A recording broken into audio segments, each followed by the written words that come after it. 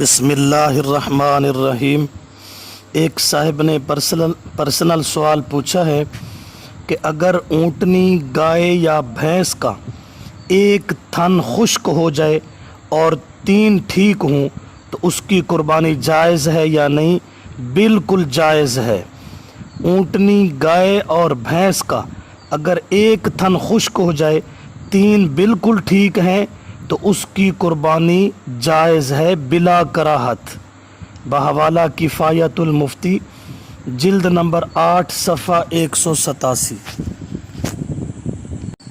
لیکن بھیڑ، بکری اور دمبی کے لیے دونوں تھنوں کا صحیح ہونا ضروری ہے۔